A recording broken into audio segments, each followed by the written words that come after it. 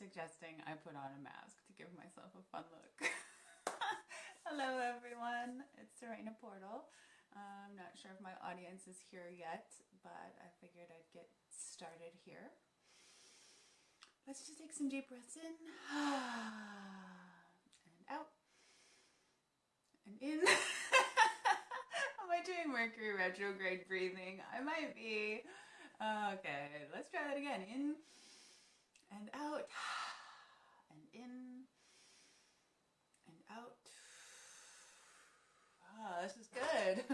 And in and out. I should get on video just to like breathe. Make us all breathe. Anyway, I'm feeling kind of scattered and there's so much possible to say. So what I want to do is start with my little focusing prayer that I do in most sessions these days. Sometimes it doesn't happen, but I'm really feeling called to always incorporate it. It changes slightly. But basically we start with those breaths to center us, get ourselves comfortable in our space. Feel ourselves in our bodies, feel ourselves embodied, feel ourselves present. Release anything that we don't need for this moment now. And I call in all of our angels, guides, animal spirits, ancestors, anyone who is for the highest good of the people gathered here and the highest good of the all. And I state my intention to be as clear a channel as possible for whatever wants to come through right now in this moment for everyone gathered in this moment and everyone gathered who might watch later. So, there's been so much going on. Oh, I usually end it with, and so it is. There's been so much going on, and I wanted to do this yesterday, but we had the moon in Gemini, and I was just highly distractible, and all these Gemini things kept happening to me. Chatting with people, people showing up, gadding about town. So I didn't get to this yesterday. The moon is still in Gemini. I'm looking over here at my computer that I have the current transits up. But it's opposite Saturn right now, so I'm hoping I can get through this. Oh boy, I have something talking to me on my computer. Anyway, see, this is like, I'm doing the perfect representation of Gemini energy for you all, if anybody was unclear. Hi, Virginia. Hi, Steve. Tell you something good. I hope I will tell you something good. I really don't know exactly what's going to come out. I have a lot of notes.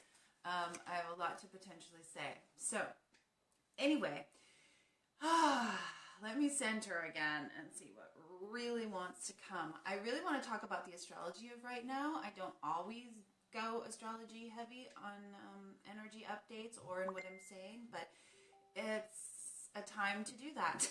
We have Mercury with Uranus together, and I noticed this is it coming back around.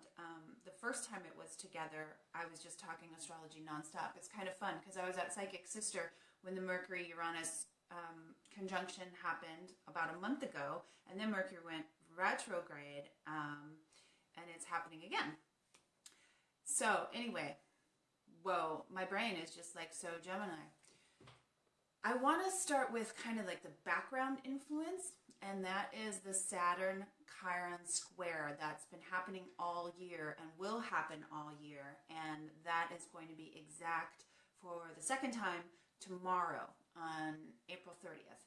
So to give you an idea for people who don't know much about astrology, Saturn is the energy that's very kind of limiting. It can be heavy. It's very earthy. It's very practical. It's where we need to mature and find structure in our lives.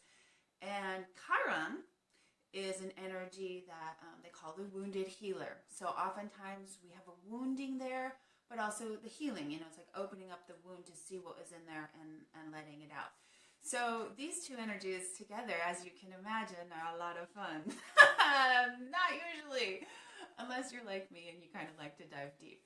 So we've been diving deep with these energies this year, and it's going to continue on. Actually, everybody was like losing their stuff at the end of 2016, saying how 2016 was the worst year ever. And I saw this transit coming on, and I'm like, oh, you guys, 2017 has some more fun stuff for us. But it's actually a really beautiful transit in that it can take us into our depths. It can help us heal a lot of old trauma, old wounds, and especially if you have planets or points that are in the degrees where they're actually squaring. So this would be the end of mutable signs. So Sagittarius and Pisces specifically, but also Gemini and Virgo too. So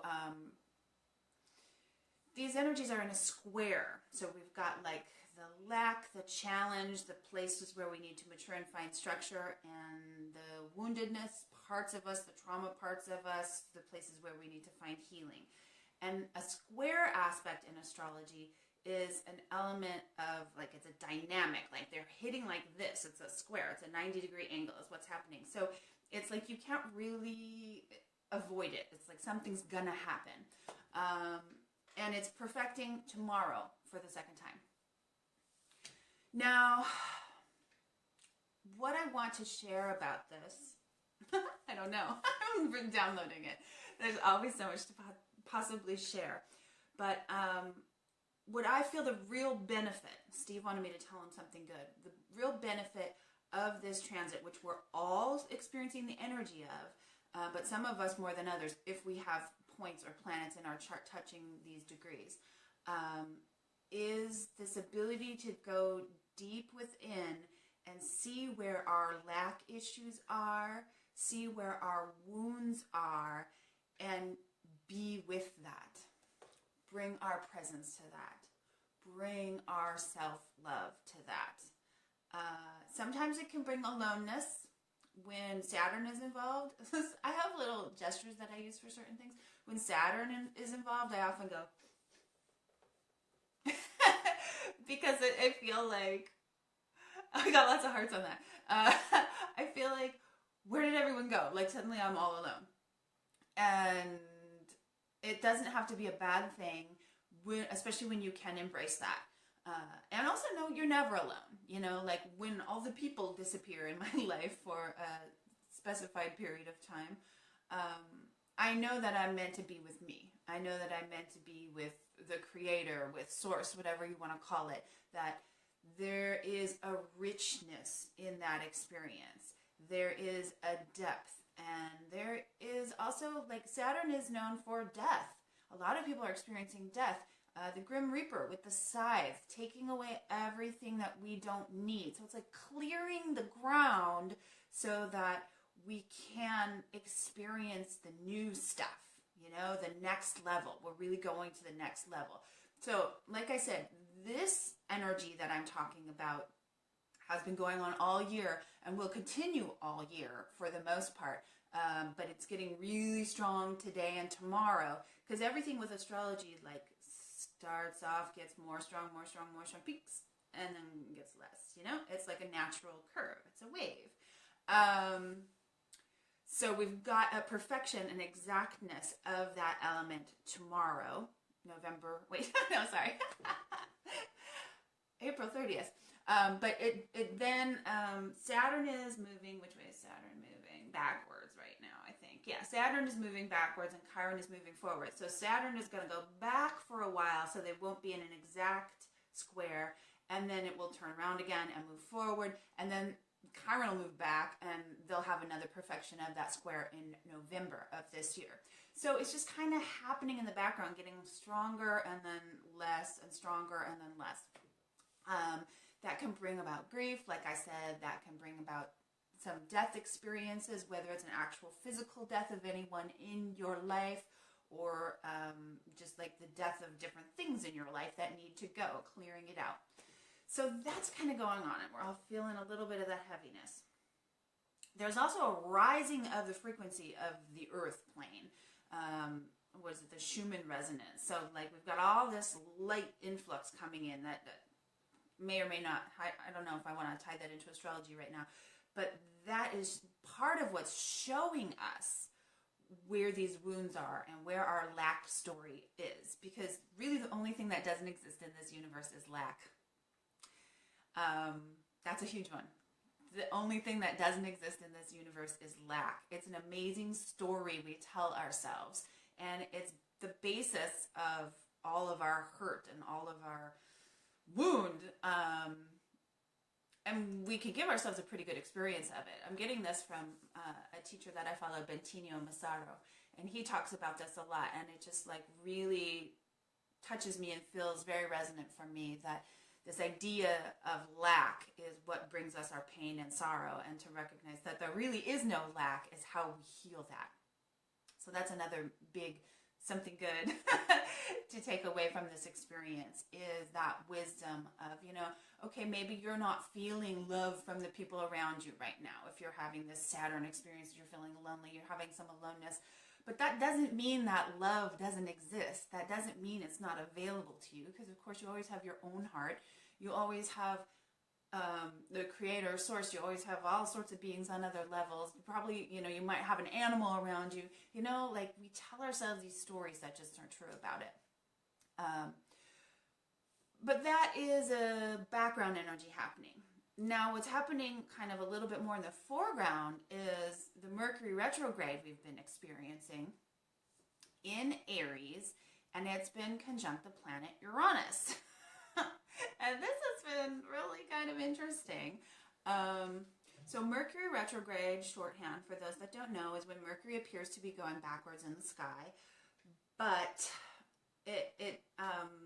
it's a time to kind of like look back on stuff. It's a time to rethink stuff. Things tend to go awry. We tend to have communication issues. We tend to have technology issues. And it's all in an effort to help us slow down and to quote unquote fix what we might want to shore up a little bit in our lives. And so it can be really positive. A lot of people get nervous about it. What's happening right now is it being conjunct the planet Uranus in Aries. And Uranus is a really unpredictable energy. And again, because of this forward and retrograde motion, we're having this conjunction of these two energies for longer than we normally would. Mercury just retrograded into the perfection of the Uranus-Mercury conjunction yesterday. And then it's going to turn around on May 3rd and go forward again. So we have like this period, we're in the middle of like 2 weeks or so of Mercury and Uranus dancing together. What does that feel like? Well, it's like weird shit is happening all over the place. Things are going awry. We're feeling potentially impatient. We don't know what's coming next. When Uranus is involved, I've noticed an energy of like, you think this is going to happen? Oh, no, it's not going to happen. Or I can't know this yet. Like, it's like things are a little bit volatile. Things are a little bit in flux a lot of times when a Uranus transit is happening. So we think this is going to happen, and then that changes. But then this is going to happen. Oh, no, that's not going to happen. Oh, this is going to, So what I found really helpful in these times is to just kind of sit back, use your meditation, and watch what's happening without getting too attached. Use that observer. Use that witness mode. I just realized something that I had actually wanted to make a little change.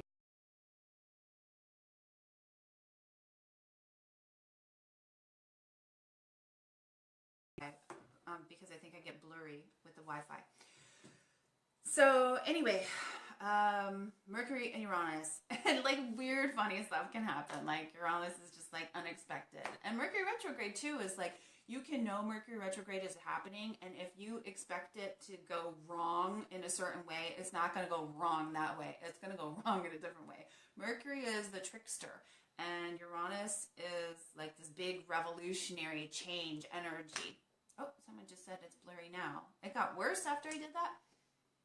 Okay, well, I can switch it back if people give me comments that it would be better if I switch it back.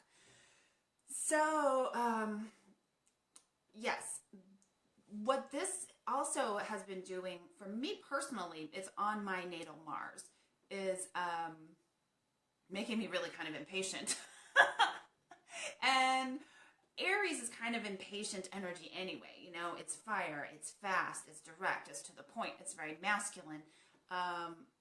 For me specifically, it's like making things crazy. So depending on what you have in the 25 Aries degrees, if you have anything around there, you might be having a slightly different experience. We're all feeling this energy of things not going quite right, not going quite as planned, and we're going to potentially respond to it differently depending on our perspective.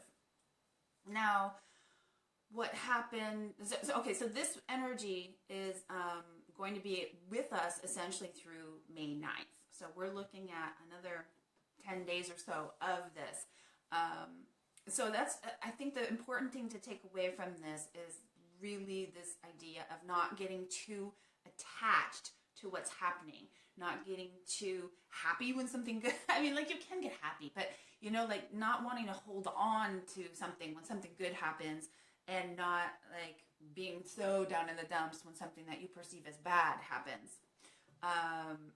So, you know, just kind of watching the play of Lila, as they say, watching the play of the energy on Earth and enjoying it, you know, enjoy it and sit back. Mercury is going to be slowing down to go direct in just a few days. It's called a station, and things do slow down even more at that time. So, you know, it's a really good time for us to practice our patience. It's a really good time for us to practice understanding and slowing down and giving people the benefit of the doubt. Following the path of least resistance. Those are always good practices, but at this time, they're really, really essential practices. I use those a lot during Mercury retrograde. Now, we've also got an interesting energy of more fire coming in right now, because Venus has been going back and forth between Aries and Pisces. It was in Pisces, and now it just went into Aries yesterday. So it went from water to fire.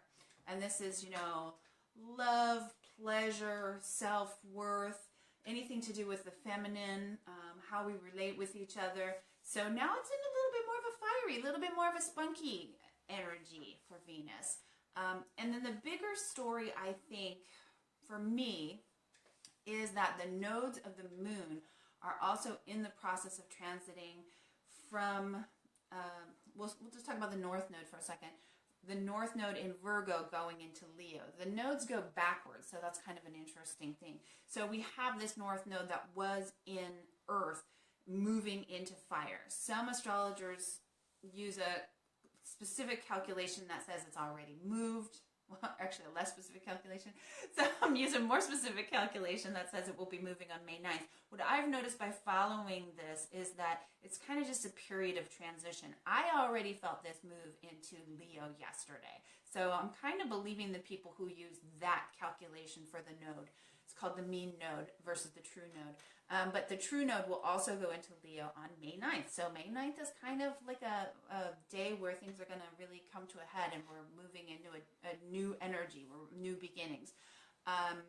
So what this energy is going to bring, I think a lot of people might enjoy it, as we're moving into more of a fun time, more of a time where we want to look at romance and parties and enjoying ourselves and playing and being with children and pets. It's a time, you know, all Leo energy, like there's leadership, there's a regalness, there's a nobility. The shadow side of Leo energy can be me, and drama that's over dramatic or melodramatic. So those are sort of the things to watch out for.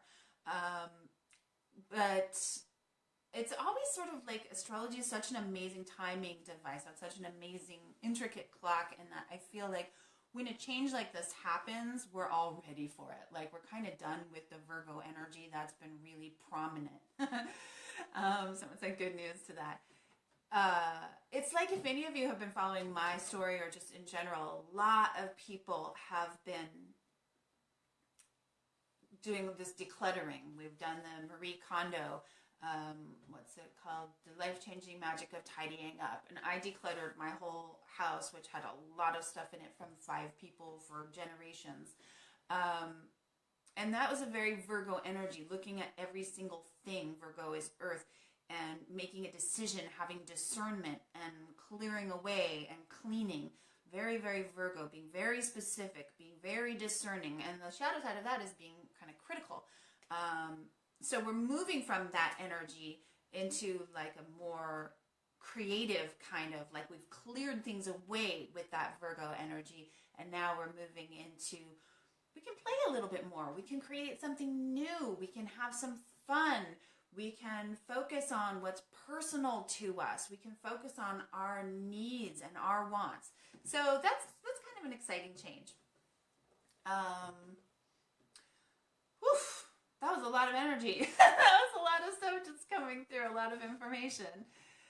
Does anybody have any questions? I'm not sure how long I've been talking. So I'll just give it a moment here and take a rest from all my Gemini energy.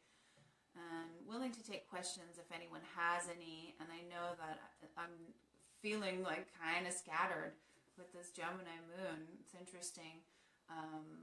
So if anything was unclear, and of course the Mercury retrograde makes things kind of crazy.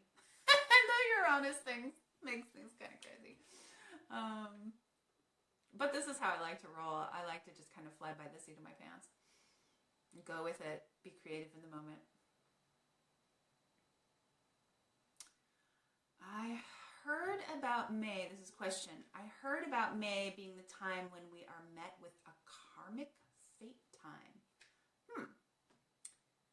That's kind of a tricky question because in a way we're always met with a karmic fate time. And the way I look at fate, it's not something that you're stuck with. It's something that your soul chooses, that your soul wants to experience. So it's the nodes of the moon, it might be about that, because the nodes of the moon a lot have to do with our fate and our soul journey. And we're having this transition from Virgo to Leo. So do you want to share where you heard about that or what it was in relation to? And as we're having transits in our specific charts related with the nodes of the moons, I noticed that a lot. That's what I talk to clients about. Like, this could be a very fated time. Like, someone's going to show up into your experience and you should pay attention. And depending on where it falls in your chart, like it might be a personal relationship, it might be a business thing, you know, might be a child, things like that can obviously happen. Oh, the Leo King. He's probably going to have an even more popular, that's where she heard it from, the Leo King, David Palmer, the astrologer. I haven't been watching him lately. I've watched him sometimes, so that's kind of cute. Yeah, he might be talking about those nodes, probably, especially being the Leo King himself. It'll be very fated for him because I don't know how many Leo planets he has. He has a sun in Leo, but that energy is going to be really much more pronounced. He says it's good, though. Yeah, I mean, for me, essentially, everything is good. We're on an evolutionary path, and we're here because we want to expand. We never get it done, and we can't get it wrong. And, like, sometimes it can feel really deep and dark and heavy. And what I do like about this Leo, this change into Leo, which isn't always the easiest energy for me personally, because I'm an Aquarius, which is the opposite of Leo. But this change into Leo does bring a little bit of lightness and a little bit of fun. And I'm feeling it already, even in myself. I've been super grief hermit for almost 2 years now. And I'm like, ooh, I want to go out. I want to see the people. I want to do this. You know, I want to go dancing. So there is like a little bit of a reprieve, I think, which is important. And it's something that I've learned through my grief experience is we still have the Saturn Chiron happening. That's a little bit of a heavy energy. But nothing is just one thing, you know, and astrology takes that into account. Astrology is just a picture, one way that we can map the energies that are happening. You know, like they show up in your palm. My friend Christine reads palms. They show up in your iris. They show up in cards. They show up in songs on the radio. Like your energy, what's happening is everywhere because the universe is so benevolent that we're never left without a map. We're never left without what our next step is.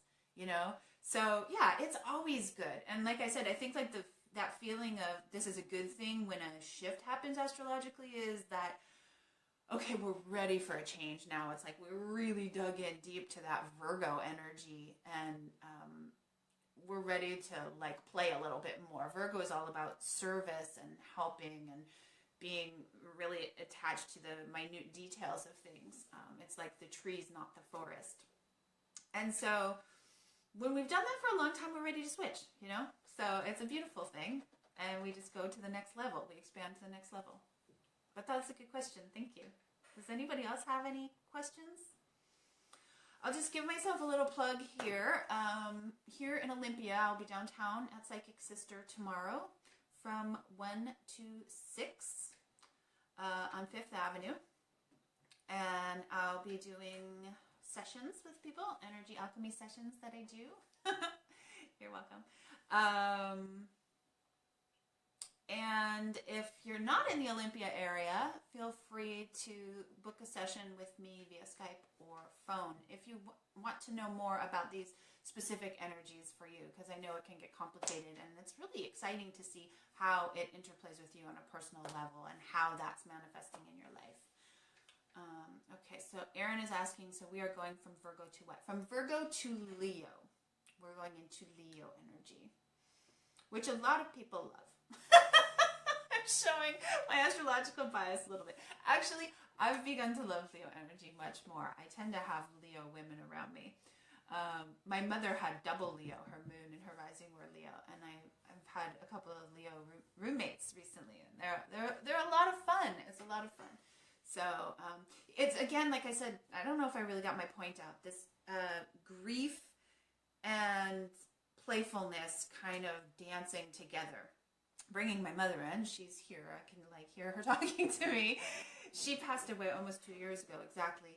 And that was the main one of the big takeaways I got from that experience was to continue to have my self-love and to continue to laugh and continue to have fun, even while I was having this grief experience.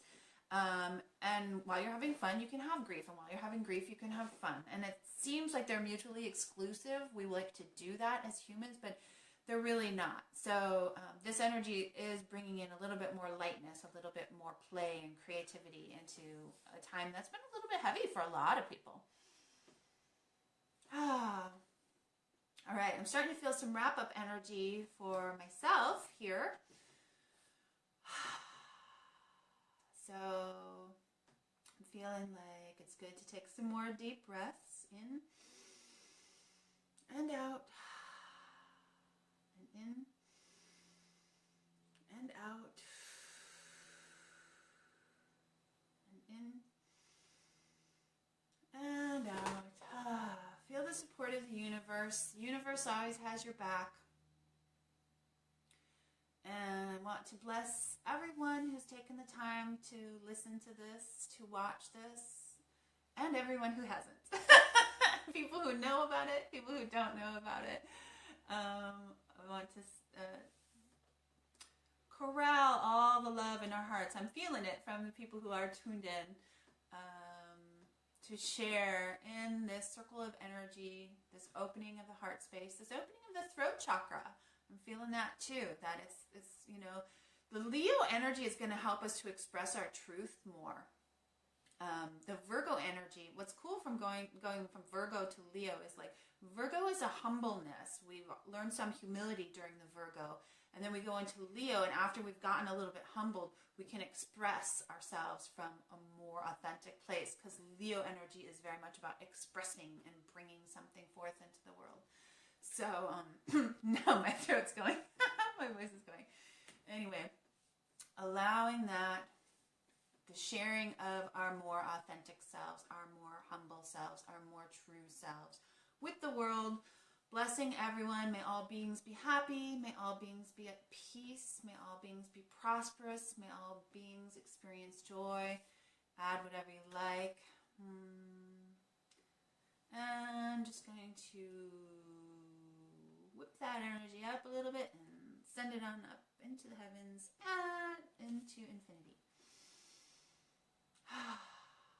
And then close this circle of energy we've been in and zip up our own energy fields. And so it is. It's been a pleasure, folks. Again, remember that if you are in the Olympia area, I'll be at Psychic Sister tomorrow from 1 to 6. And I would love to see you if you would like to have an energy alchemy session, or if you'd like to do that via phone or Skype. I am available. SerenaPortal.com. Much love and blessings. Thank you so much for being here.